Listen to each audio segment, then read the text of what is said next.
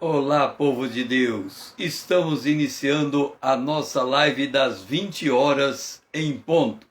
Hoje, continuando o primeiro módulo, Apocalipse, a profecia, parte 4. Na última live, nós vimos a importância da palavra de Deus. Vimos que a palavra de Deus, ela é de caráter eminentemente espiritual, e quando nós declaramos isso, nós estamos nos reportando ao que Jesus disse a Pôncio Pilato: meu reino não é desse mundo, se ele fosse desse mundo eu mandaria os anjos para me libertar dessa hora, portanto meu reino não é deste mundo. Então é um reino eminentemente espiritual. Ele é um conteúdo, a palavra de Deus, a Bíblia e o texto profético é um conteúdo inspirado por Deus. Nenhuma profecia foi concedida por vontade humana e nem é de particular interpretação. Os homens de Deus falaram inspirados pelo Espírito Santo. O conteúdo da palavra de Deus, a Bíblia e em particular as profecias, é um conteúdo inerrante. Nós podemos adotar como princípio de regra e de fé para as nossas vidas. E este é um conteúdo da palavra de Deus, em particular da palavra profética, um conteúdo que tem autoridade. Ele nos conduz para nos moldar a imagem e semelhança de Deus na figura de Jesus Cristo, que é o nosso perfeito modelo. Dando continuidade, hoje nós vamos assimilar a advertência constante no livro do Apocalipse. Quando lemos o livro Apocalipse na página inicial, no capítulo de número 1, nós observamos uma estrutura de texto que é um tanto quanto estranha. E esta revelação e a maneira como o texto está apresentado nos chama a atenção. E sutilmente ele acaba se apresentando como uma advertência para a igreja. Como que nós podemos entender esta advertência? Apocalipse capítulo 1, no versículo de número 1, diz: revelação de Jesus Cristo, que Deus lhe deu, para mostrar aos seus servos as coisas que em breve devem acontecer, e que ele, enviando por intermédio do seu anjo, notificou ao seu servo João. Um intérprete das Escrituras, observando esta estrutura do texto, ele chamou a atenção para alguns detalhes que eu observei, entendi ser relevante e estou trazendo para a abertura desse primeiro módulo, a profecia. O que diz o texto? Vamos apresentar o texto de forma gráfica para que nós possamos compreender as minúcias dele. O texto diz: revelação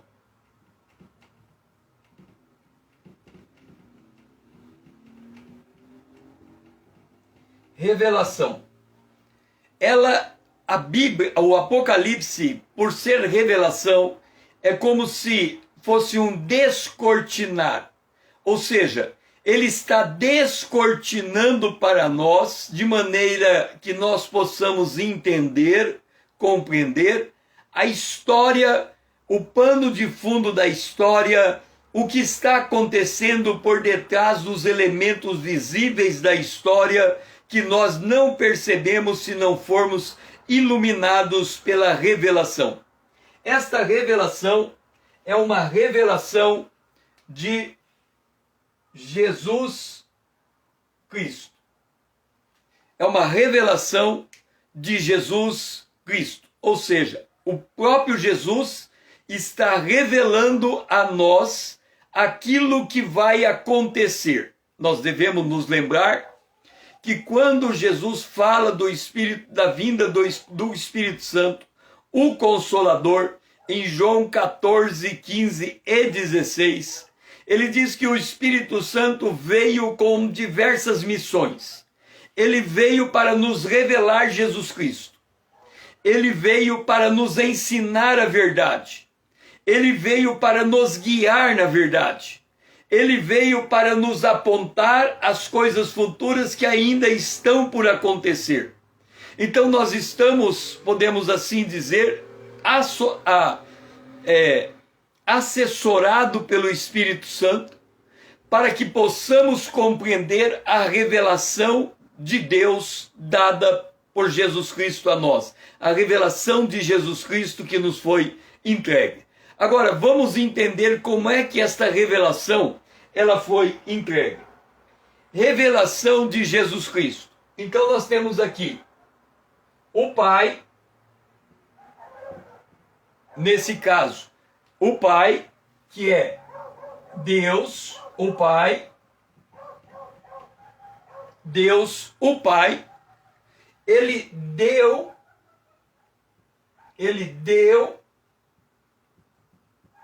esta revelação, ele deu esta revelação a Jesus Cristo. Então, o Pai chama Jesus e diz: aqui está a revelação que você vai entregar aos meus servos. Nós devemos lembrar que em Mateus 24, 25, Jesus faz uma exposição acerca dos eventos que vão se suceder até a consumação dos séculos.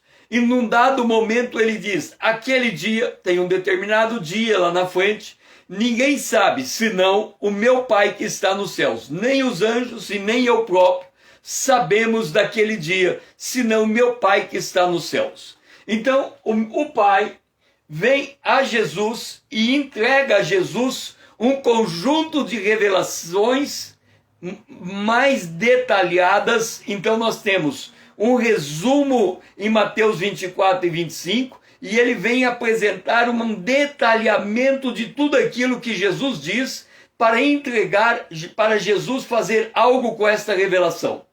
Agora vamos lá.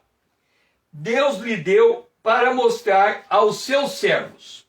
Observe o detalhe. Esta revelação,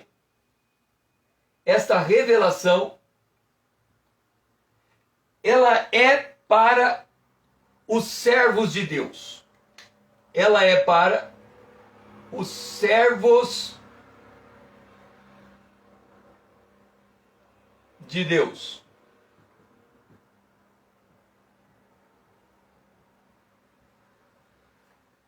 Ela poderia ser uma revelação para os servos de Deus. Não está dando certo. Tem que escrever o S invertido. É uma revelação para os servos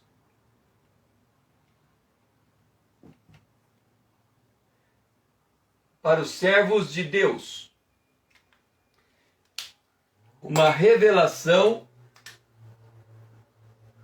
para os servos de Deus. Ok?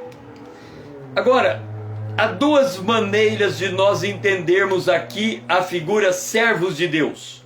Na verdade, a revelação deveria ser para os filhos de Deus. No entanto, ela é destinada aos servos. Por que não aos filhos? Por que eu estou questionando isso? Porque Jesus, em João capítulo 14, ele fala assim: eu já não vos chamo de servos, eu vos chamo de amigos, porque o amigo sabe o que o seu Senhor faz. Então, se Jesus está tratando com os amigos, por que há uma ênfase que a revelação é entregue aos servos de Deus? Há duas maneiras de entendermos. A primeira é que, implicitamente, a condição de sermos filhos de Deus nós deveríamos nos colocar como discípulos de Deus. E o discípulo obedece o seu Senhor. Então, ao dizer servos, ele estaria apontando aos discípulos, aqueles que querem se apropriar desta verdade e aplicar sobre o seu viver e avançar na caminhada. Por outro lado, depois do arrebatamento, há uma mudança de cenário. E os servos de Deus é que se apresentam naquele momento depois do arrebatamento.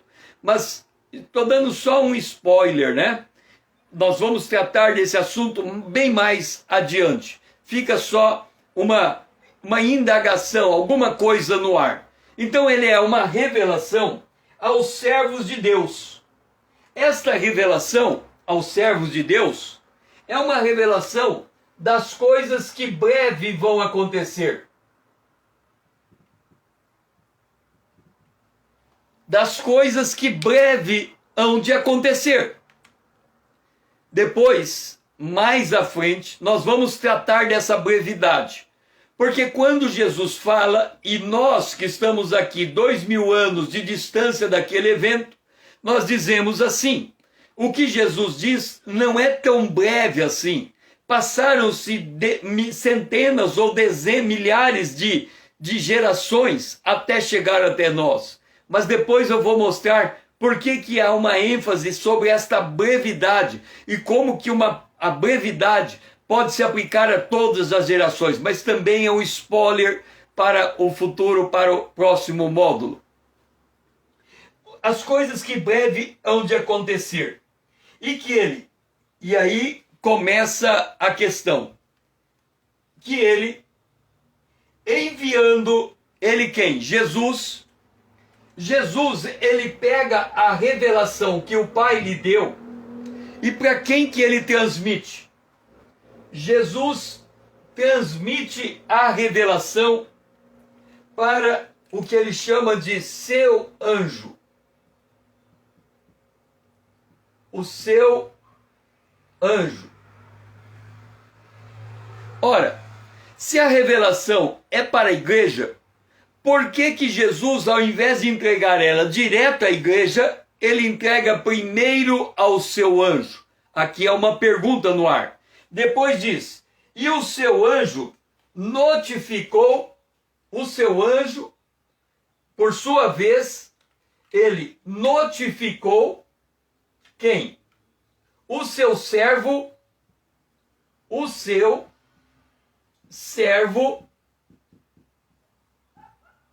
Quem é o servo? João. Então, Jesus pega a revelação, entrega para seu anjo, e o seu anjo entrega para o seu servo João. E aí, João entrega a revelação, João entrega esta revelação para a igreja.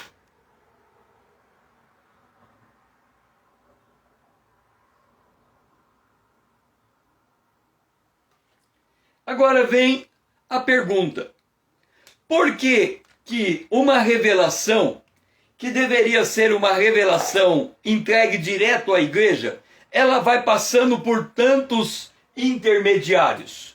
Olha só, revelação de Jesus Cristo, que Deus lhe deu, para em breve que deve acontecer, e que ele, Jesus Cristo, enviando por intermédio do seu anjo, notificou a seu servo João, a qual atestou a palavra de Deus, o testemunho de Jesus, de tudo quanto viu.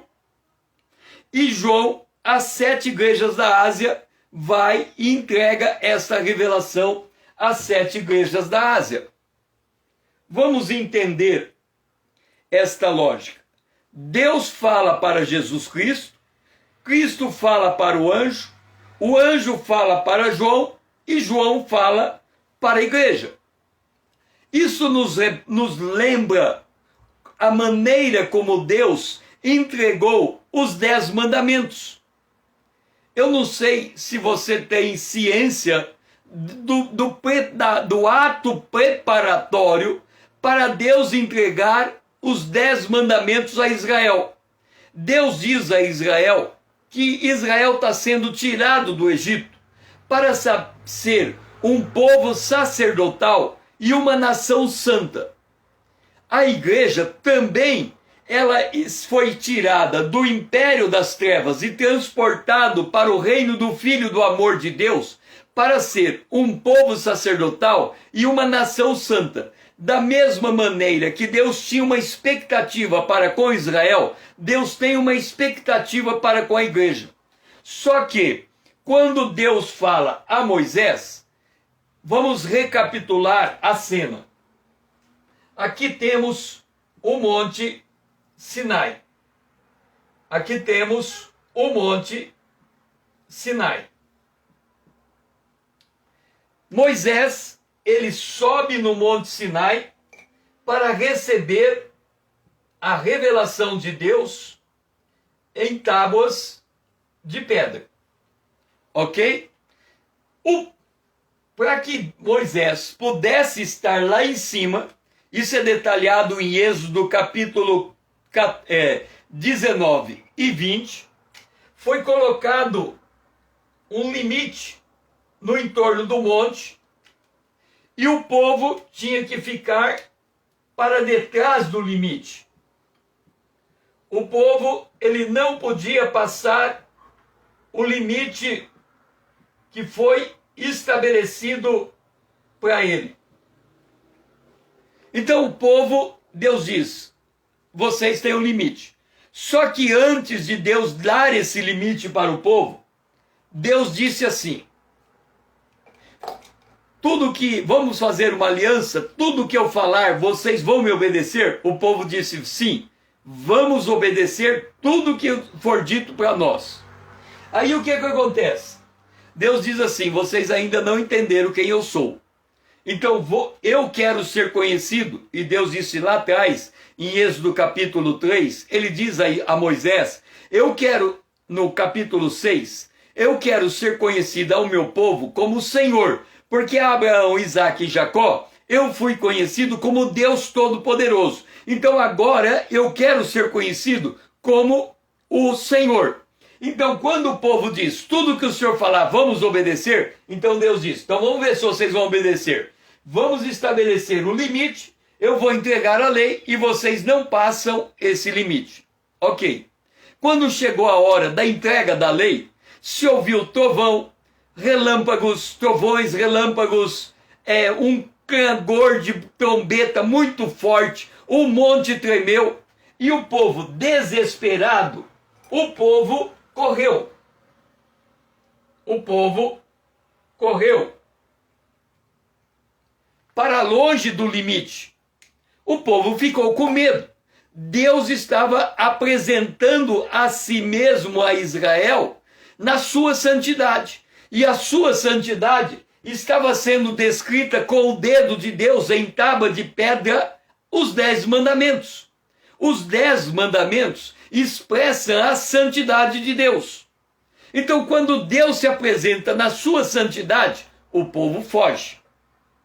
Quando Moisés desce do monte, em Êxodo capítulo 20, o povo diz assim a Moisés, Moisés, não fale Deus conosco, porque se Deus falar conosco, nós vamos morrer. Fale o Senhor, fale você, Moisés, conosco. Ou seja, o povo diz, seja você, Moisés, um intermediário entre Deus e nós. Porque se Deus falar direto conosco, nós vamos morrer. Aí você me pergunta, César, o que isso tem a ver com Revelação, Apocalipse capítulo 1? A maneira como Deus está entregando a revelação. Ora, Deus fala para Jesus, Jesus fala para o anjo fala para João, João fala para a igreja. O que está acontecendo aqui? Nós temos um monte de intermediário no meio da história. Faz uma análise. Como é que a igreja está nos dias de hoje? Ela não está praticamente dependendo de um intermediário. O que a igreja ela adotou por comportamento de regra? Lá na frente do púlpito há um pastor, ele é o homem de Deus entre nós e ele tem que trazer a palavra de Deus para nós e interceder por nós a Deus. O que nós estamos fazendo?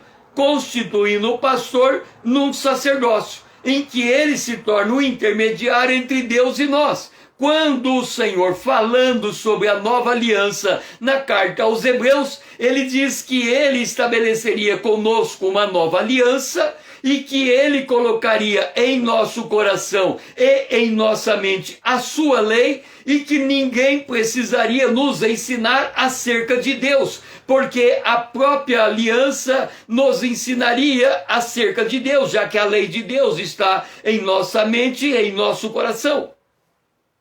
O apóstolo João também, ele trata sobre isso. Ele diz, ninguém precisa que vos ensine coisa alguma, porque a unção que está em você lhe ensina todas as coisas. Jesus disse, eu vou enviar o Espírito Santo, e ele vai guiar vocês em toda a verdade. Ele vai falar para vocês das coisas futuras. Ele vai me revelar a minha pessoa a vocês, e ele vai dirigir vocês, vai guiar vocês.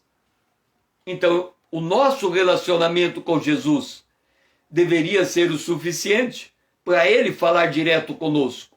Mas quando a igreja vai se afastando de Deus por uma apostasia, a igreja acaba estabelecendo um intermediário entre Deus e os homens, e quando ela estabelece esse intermediário, Deus para de falar direto com a igreja, porque a igreja se autocolocou esta restrição. Então, Moisés fala ao povo. Quando Paulo exorta a igreja, observa, vamos considerar a exortação do apóstolo Paulo em Atos dos Apóstolos, capítulo 20. O apóstolo Paulo, ele tinha evangelizado diversas cidades, entre elas a cidade de Éfeso, e agora ele estava indo para Jerusalém. A intenção depois de Jerusalém era ir até Roma. Então Paulo sabia que talvez nunca mais viesse a voltar para a igreja de Éfeso. Então no capítulo 20, ele reúne os líderes da igreja de Éfeso na cidade de Troade.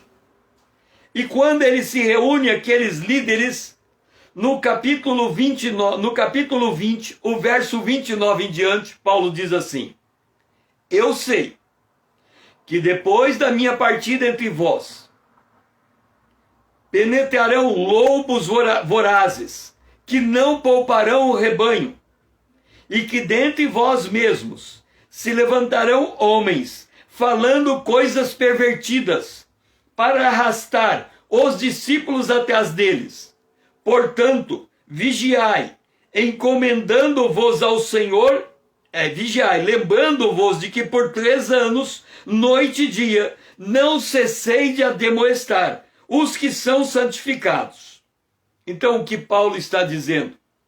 Ele está dizendo que, em que pese o fato da igreja estar na presença de Deus, Paulo entre eles lhes ensinando os caminhos de Deus, depois que Paulo se retirasse daquele lugar, entraria ali lobos devoradores, e estes lobos devoradores iriam torcer os caminhos de Deus e afastar o povo da presença de Deus. O fato é que quando João começa a escrever carta às igrejas do Apocalipse, começando pela igreja de Éfeso, na primeira igreja, há uma exortação de Jesus a essa igreja dizendo: vocês deixaram o primeiro amor. Quando nós deixamos o primeiro amor, nós perdemos a capacidade de ouvir Jesus. E aí a conversa acaba se tornando uma conversa por meio de intermediários. O que significa, então, revelação de Jesus Cristo no seu primeiro capítulo, no seu primeiro versículo, sobre o capítulo 1, e depois nós vamos ver que se estende ao 2 e ao 3. Um juízo de Deus sobre a igreja. Aí você vai dizer: César, a igreja não entra em juízo. É fato. A igreja, ela não entra em juízo. Isto é fato. Todavia, ela entra em disciplina. Hebreus diz: qual é o pai que não disciplina o filho que ama? Se ele não disciplinar, o filho é bastardo. E agora, olha o que o apóstolo Paulo diz à igreja. Ele diz assim, 1 Pedro, capítulo 4, o versículo 17. Porque a ocasião de começar o juízo pela casa de Deus é chegada. A ocasião de começar o juízo pela casa de Deus é chegada. Ora, se primeiro o juízo de Deus vem sobre nós, qual será o fim daqueles que não obedecem o evangelho de Deus? É por isso que nós precisamos estudar as doutrinas bíblicas para entender o Apocalipse. O juízo de Deus a que Pedro se refere não é o juízo em que, passado por esse juízo, nós podemos ser reprovados nele. Não.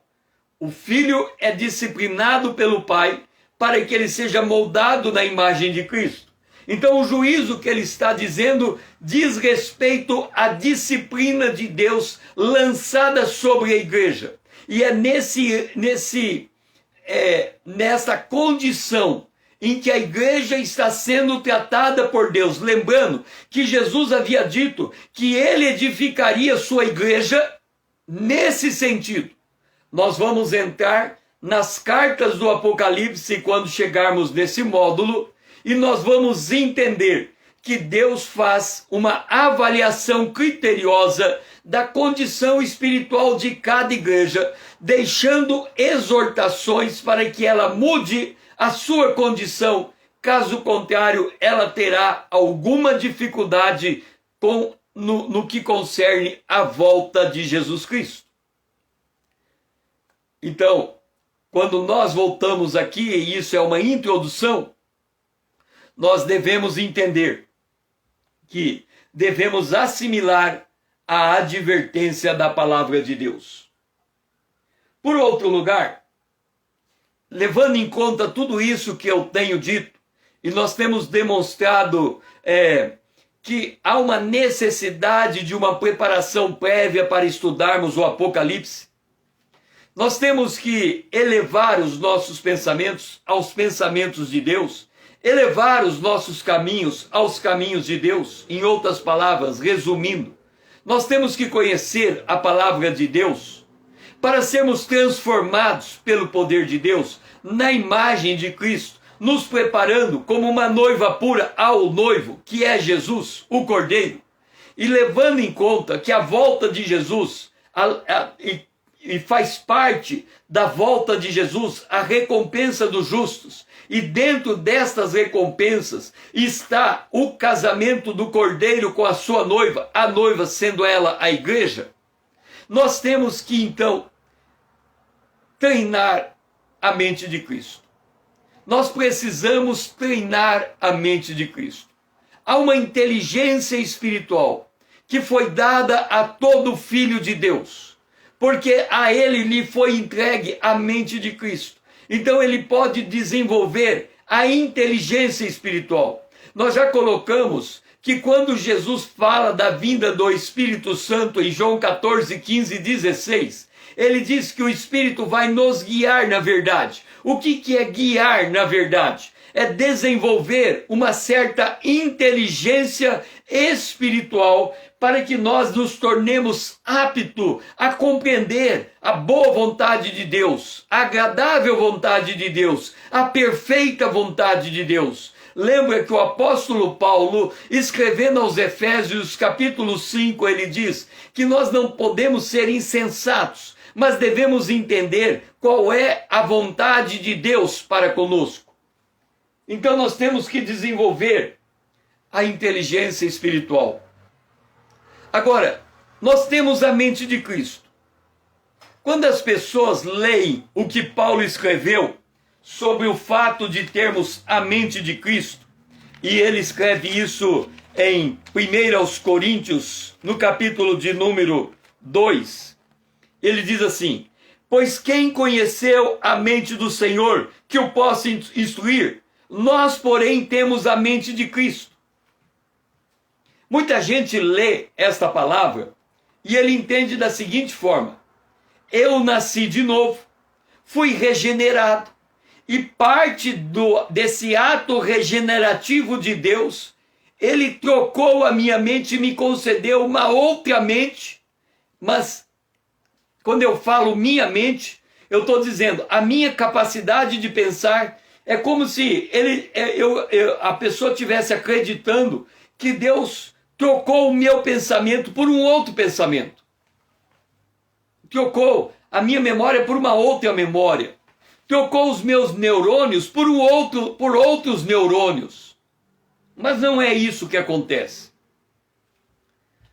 Quando nós aceitamos Jesus, 3 coisas importantes nos aconteceram de forma imediata.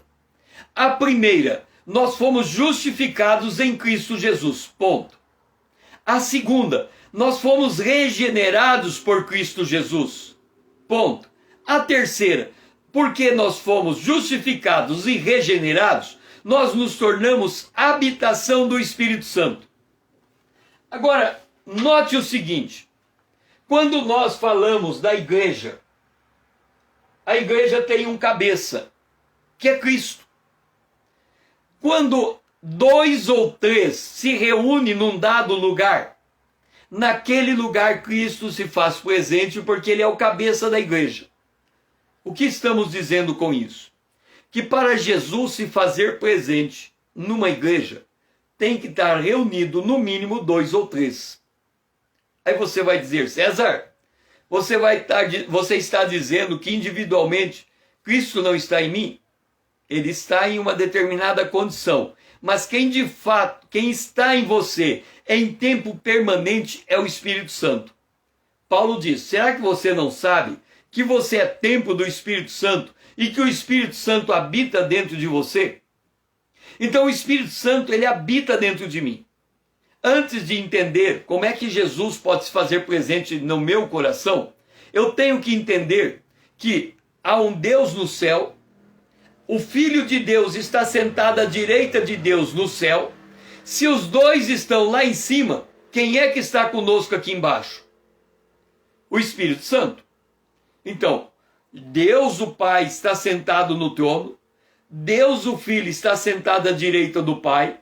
Assim ele vai permanecer até que seja colocado todos os inimigos dele pelo Pai debaixo dos pés dele. Isso está em Hebreus capítulo 1. Mas dentro de nós habita o Espírito Santo. O apóstolo Paulo, quando ele fala sobre a mente de Cristo, ele diz assim, que o Espírito Santo nos revela as coisas de Deus. Verso 10 do capítulo 2. Porque ele prescruta até mesmo as profundezas de Deus. E aí, quer dizer, o Espírito Santo dentro de nós, ele intercede por nós. Então ele capta o que a gente precisa e leva diante do Pai. O que significa então ter o Espírito Santo dentro de nós? Significa ter a mente de Cristo. De novo, quando Jesus viveu entre nós, qual foi a condição que ele teve de Deus para se fazer homem? Esvaziar da sua divindade. Ele era verdadeiramente Deus, mas ele não podia usar o poder de Deus. Ele tinha que ficar absolutamente na condição de servo. Vamos entender o mistério. Jesus nasceu concebido pelo Espírito Santo e viveu tendo o Espírito Santo com ele sem medida. Assim, João Batista descreve Jesus no capítulo 1 de João. No capítulo 2 de João, ele diz que o Espírito Santo habitava em Jesus sem medida. O fato é que em Lucas, no capítulo 4, quando Jesus é batizado, aparece o Espírito Santo descendo sobre ele como pomba, e depois, ato seguinte, é dito que Jesus estava cheio do Espírito Santo e foi guiado pelo Espírito Santo no deserto. Portanto, a mente de Cristo, quem dirigiu ele em todo o período que ele esteve entre nós como homem, foi o Espírito Santo.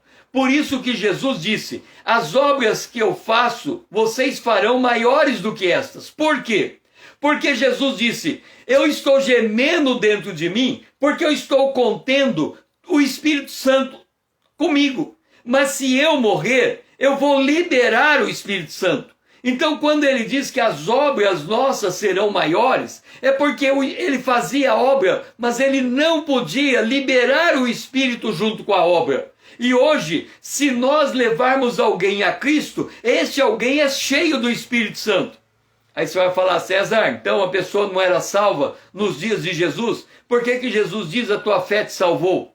Porque até antes do Pentecoste, até antes do derramamento do Espírito Santo, todos os que creram em Jesus, de Abraão, de Adão, podemos colocar Adão, de Abel, de Noé, de Enoque, da linhagem santa, depois de Abraão, todos que creram no Cordeiro que havia de vir. E quando eles creram, eles foram justificados. Então todos os que creram no Antigo Testamento foram justificados em Cristo Jesus, numa antecipação da morte do Cordeiro. Agora, depois que o Pentecoste foi derramado, os que creram, que é a igreja, não só também foram justificados como Abraão foi, como também passaram a ser regenerados, ou seja, nasceram de novo. Essa é a diferença fundamental entre o crente do Novo Testamento e o crente do Antigo Testamento. O crente do Novo Testamento, ele é justificado como o crente do Antigo Testamento, mas ele também é regenerado, o que não acontecia com o crente do Antigo Testamento. Então Jesus, ele é como se ele fosse as duas coisas, justificados e regenerado. Ele tinha o Espírito Santo dentro dele. Na verdade, Jesus não foi regenerado. Ele nasceu com um corpo santo e ele viveu em santidade. Nunca cometeu pecado, mas ele fez tudo sob a dependência do Espírito Santo para ensinar para nós como devemos andar com Deus. Então, o Espírito de Deus é a própria mente de Cristo, que se faz presente na mente do cristão, sobrepondo-a. O cristão precisa aprender como exercitar, por meio da mente que lhe foi dada, que é a mente de Cristo, o que é dado por Deus gratuitamente. Então, nós temos que aprender a desenvolver a mente de Cristo. E como é que é esse aprendizado? O primeiro aprendizado, nós precisamos aprender a conhecer os juízos de Deus. Por que eu estou dando ênfase aos juízos de Deus e não o amor de Deus? Porque se você está me ouvindo, e você está atento ao que eu estou falando, e você está entendendo o que eu estou falando, você está demonstrando ser um homem, uma mulher espiritual. César, por que você está dizendo isso? Porque o homem natural não entende as coisas de Deus. Para o homem natural, tudo que eu estou falando é uma absoluta loucura, é um tremendo despropósito. Para quem foi escrito o Apocalipse? Para os servos de Deus. Então, se você não conhece Jesus, você não tem o Espírito Santo com você, você não conhece, não consegue entender as coisas de Deus, porque o propósito do Espírito Santo é convencer o homem do pecado, da justiça e do juízo. Então, se eu estou falando com você e você está me entendendo, é porque você tem o Espírito Santo. É porque o Espírito Santo está lhe dando esse entendimento. E se o Espírito Santo está lhe dando esse entendimento, você seguramente é filha de Deus. Então você tem a mente de Cristo. E como é que você chegou até Jesus? Só tem um jeito. Você chegou por causa do amor de Deus. Porque Deus diz Deus amou Jesus disse: Deus amou o mundo de tal maneira que deu o seu Filho unigênito para que todo aquele nele crê não pereça, mas tenha vida eterna. Jesus disse que quando ele fosse levantado, ele atrairia todos até ele. Se você foi atraído a Jesus Cristo, é porque a cruz lhe foi mostrada. Se a cruz lhe foi mostrada, então você é filho de Deus, atraído pelo amor de Deus. Logo, eu não preciso falar do conhecer o amor de Deus, de conhecer Jesus na cruz. Por quê? Porque é condição sine qua non de que você, para estar estudando a palavra do Apocalipse em especial, você passou por essa experiência de ter um contato muito íntimo e completo com o amor de Deus. Agora, é preciso também conhecer o juízo de Deus. Por que, César? Ora, veja bem, nós, quando olhamos o Antigo Testamento, nós sabemos que Deus atuou por meio do seu juízo em diversos momentos da história da humanidade. Vamos destacar 2 ou 3 momentos. O primeiro momento, o grande juízo do dilúvio. Foi um juízo universal. Um juízo em que destruiu o homem ímpio e salvou o homem justo. Vamos para um segundo juízo de Deus. Um juízo que, olhando para o dilúvio, é um juízo de menor magnitude, mas não tão pequeno também. O juízo na Torre de Babel. O homem está construindo uma Torre de Babel, Deus emite o seu juízo, mistura as línguas, o justo continua executando os propósitos de Deus e os ímpios perdem a condição de edificar aquela torre. Um terceiro juízo do Antigo Testamento. Fogo descendo do céu sobre Sodoma e Gomorra.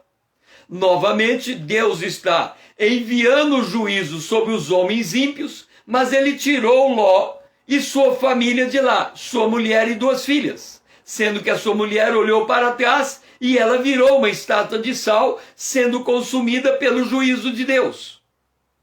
Aí você vai dizer, César, é coisa do Antigo Testamento. A Bíblia, no Novo Testamento, Deus é amor, é tudo soft, é tudo legal. Não tem nada dessa história de falar de juízo de Deus no Novo Testamento.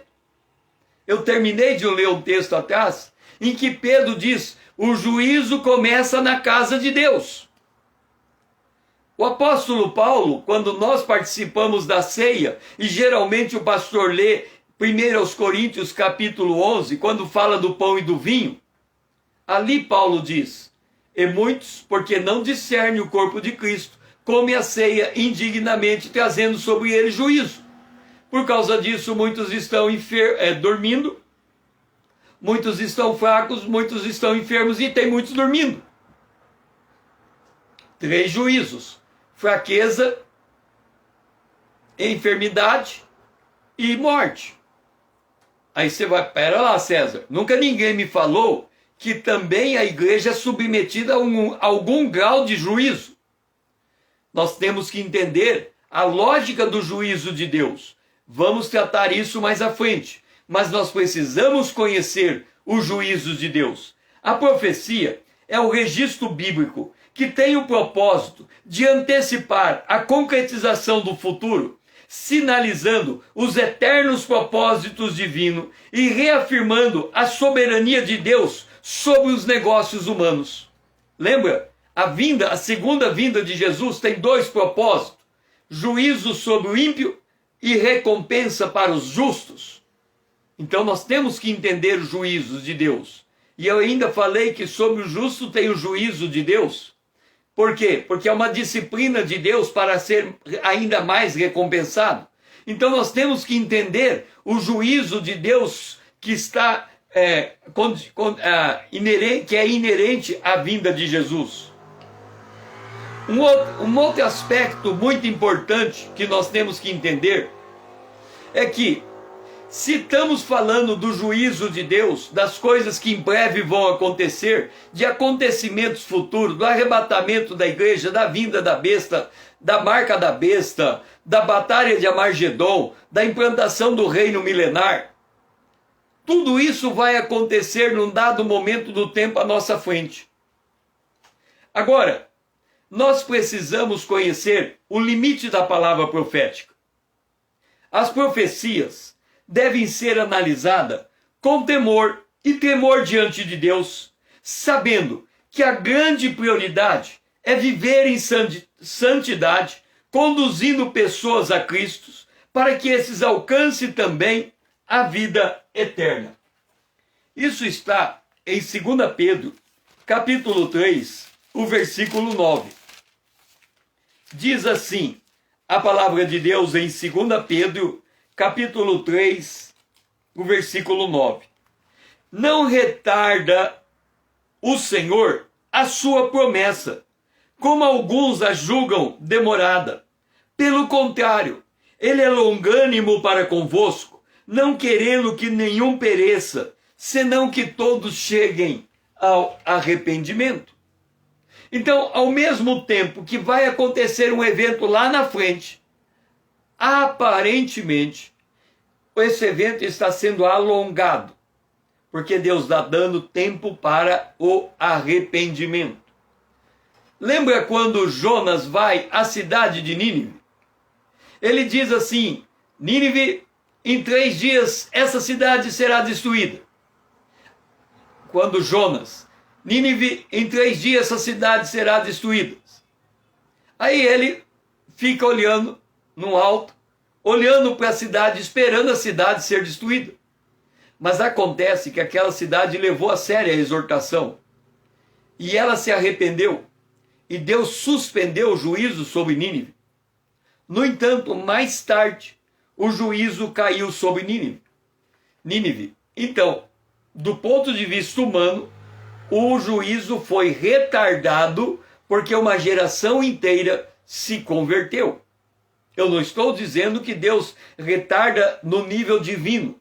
Ele sabe o dia que ele volta. Mas olhando do ponto de vista humano para aquele acontecimento, se Deus diz, eu vou emitir juízo, e o povo se arrepende, e Deus suspende o juízo, então podemos dizer que do ponto de vista humano, o juízo parece ser protelado para dar espaço ao arrependimento. Nós temos que entender isso. Por que, César? Porque nós não podemos certas datas cravar dizendo que tal evento vai acontecer naquele dia. Porque se Deus tem essa condicionante de prorrogar o prazo do juízo por causa do arrependimento, então humanamente nós podemos errar. Um outro exemplo. Deus diz a Abraão, o teu povo não vai para Canaã agora, vai ficar 430 anos em terra estrangeira, porque é o tempo para encher a medida de iniquidade daquele povo. Então eles vão para lá. Então todo povo tem uma medida de iniquidade. E essa medida é como um copo de água. Ele pode reduzir ou ele pode encher. Se ele transbordar, chega o juízo de Deus. Nós temos também que conhecer os eventos futuros. Agora você vai falar, César, que contradição é essa? Por que eu estou dizendo que nós temos que conhecer os eventos futuros? Eu não sei se você se lembra que Jesus, quando ele estava subindo aos céus, em Atos, no capítulo de número 8, nós encontramos o seguinte diálogo entre Jesus e os seus discípulos. Atos capítulo 1 diz assim, olha a partir do verso 6. E lembra que Jesus, antes da sua morte e ressurreição, ele se encontra com os discípulos na frente do templo de Jerusalém. E os discípulos perguntam: quando será a destruição do templo de Jerusalém e a consumação dos séculos? E Jesus dá um panorama para eles de tudo o que vai acontecer. Aí, depois da ressurreição, Jesus diz assim: então, aos que estavam reunidos com ele perguntaram: Senhor, será este o tempo em que restaures o reino a Israel?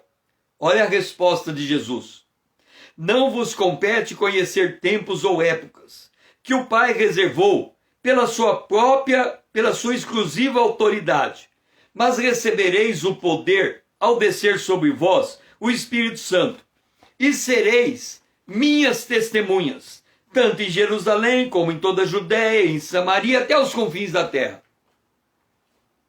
Agora, vamos entender a palavra de Deus. Jesus está falando com os discípulos antes do Pentecoste ter acontecido, ok? Tudo bem, acontece o Pentecoste. E acontecendo o Pentecoste, qual é a missão dos discípulos? Pregar o Evangelho, tanto em Jerusalém como em toda a Judéia, Samaria, até os confins da terra. Existe um texto no livro de Atos que diz que o Evangelho foi até os confins da terra. Significa que para eles, naquela geração, eles cumpriram a palavra de Deus. Mas vamos lá. Jesus chamou 12 discípulos, vendeu ele e o traiu, e esse foi retirado da conta. Ficaram 11. Logo na sequência, Matias é escolhido e o número de 12 é completo.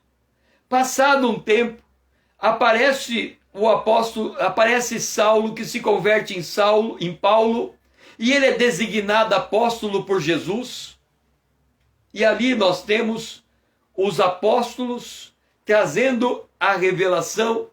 Eles escrevem o Novo Testamento. Os que não foram apóstolos escreveram na autoridade desses apóstolos. Por exemplo, Marcos andou com Pedro, Lucas andou com Paulo, Judas era irmão de Jesus. Então, há toda uma preparação e há todo um avançar do Evangelho, até que todos os discípulos morrem, todos os apóstolos morrem. Inclusive, aliás, todos, sobrando apenas um, João. Todos os outros, João viveu para mais de 90 anos. Os outros apóstolos foram morrendo por perseguição. Dizem que Pedro morreu crucificado de cabeça para baixo. Dizem que Paulo também morreu em condições de perseguição. O fato é que João foi ficando vivo, e ele chega aos 90 anos de idade. E lá na ilha de Pátimos, preso, ele recebe o quê? A revelação de Deus que Deus deu a Jesus Cristo. O que significa isso? Que essa palavra de Jesus dizendo aos discípulos: não compete a vocês conhecerem os tempos e as épocas. Ele estava dizendo para aquele momento restrito da história. Você vai falar assim: olha lá, César, mas João não estava entre eles? Só que João, quando Jesus trata com Pedro, lembra quando Jesus disse: Pedro, você me ama? Sim, eu te amo. Jesus falou isso 3 vezes com Pedro e deu de resposta para ele: apacenta minhas ovelhas. Aí quando Jesus vai se retirando com Pedro, Pedro olha para João e diz: e acerca de João? O que será feito dele? Olha a palavra de Jesus: o que importa se eu quiser que João fique vivo até eu voltar?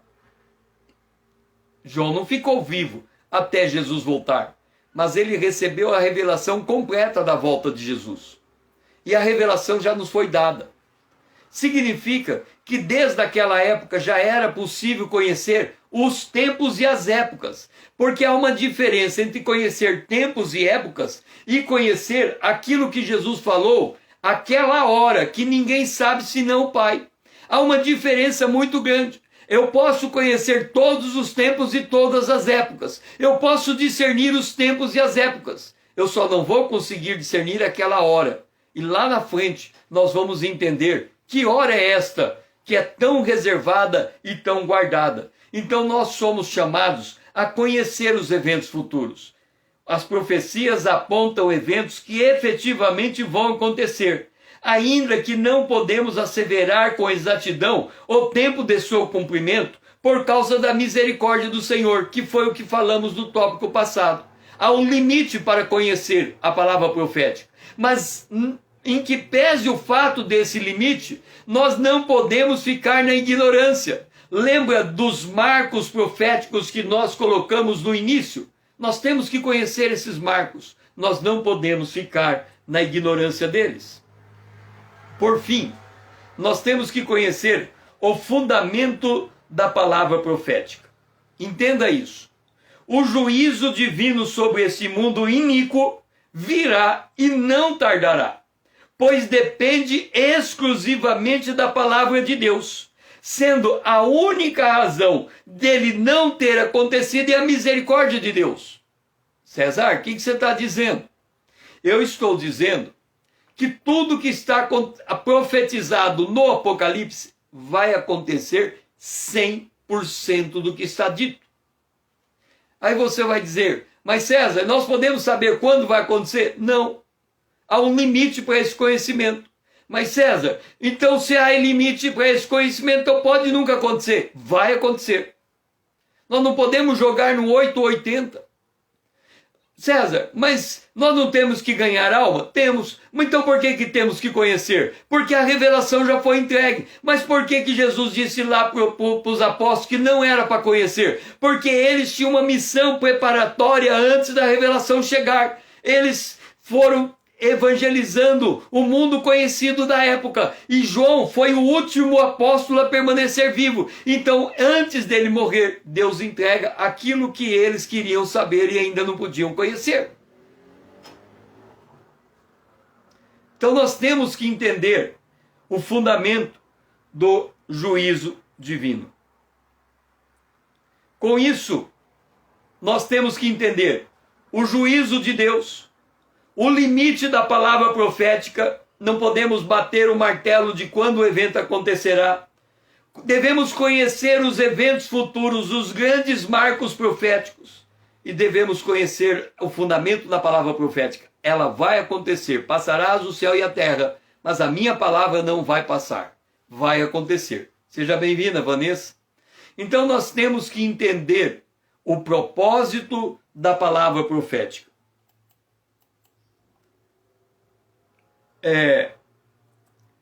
Então, recapitulando tudo que nós falamos, nós temos que discernir a história, estudar a palavra de Deus meticulosamente, conhecer os marcos proféticos, interpretar os textos proféticos, deixar a Bíblia interpretar a própria Bíblia, ter a palavra profética como mapa e roteiro, buscar o tesouro escondido da palavra profética, se preparar para as grandes mudanças que o mundo vai passar, compreender a batalha espiritual que está sendo travada, estudar as profecias e assimilar a advertência. Esta é a condição, e treinar a mente de Cristo. Esta é a condição para nós entendermos a palavra profética. Finalizando esta live, eu quero fazer minha a oração pedida, eu quero fazer minha o pedido de oração feito pelo apóstolo Paulo. Ele pediu o seguinte, e eu peço para você o que Paulo pediu. Faço da palavra de Paulo as minhas palavras. Rogo-vos, irmãos, por nosso Senhor Jesus Cristo, e pelo amor do Espírito, que luteis juntamente comigo, nas vossas orações por mim a Deus, para que eu seja livre dos rebeldes, e que este ministério entre os santos seja aceitável aos santos, a fim de que pela vontade de Deus eu chegue até vós com alegria, e possa entre vós recobrar as minhas forças, e o Deus de paz seja com todos vós. Amém. Traduzindo, eu peço a vocês, meus irmãos, em nome de nosso Senhor Jesus Cristo e pelo amor do Espírito Santo, que vocês lutem juntamente comigo nas suas orações a Deus por mim, para que eu seja livre daqueles que venham ou queiram impedir que eu continue revelando, apresentando a palavra profética, e que esse meu ministério seja aceitável entre os santos, para que pela vontade de Deus eu possa chegar até vocês em alegria e eu possa recobrar as minhas forças. Ore também por minha família, e o Deus de paz seja com todos vós. Amém. Assim, estamos terminando esse primeiro módulo chamado A Profecia. O próximo módulo chama O Texto Profético. Nós vamos entender a estrutura do texto profético, as entrelinhas do texto profético, os detalhes que temos que observar quando lemos um texto profético. Mas agora, eu convido a você, venha fazer parte desta comunidade. Seja meu seguidor nessa conta do Instagram. Vamos fazer esta comunidade aumentar e se tornar visível para que outros também aprendam a palavra de Deus. Pega esse vídeo e encaminhe para os seus amigos, para que eles também possam conhecer a palavra profética. Foi muito bom ter você aqui comigo. Que você seja abençoada nesse fim de noite e na manhã e por essa semana que se inicia amanhã.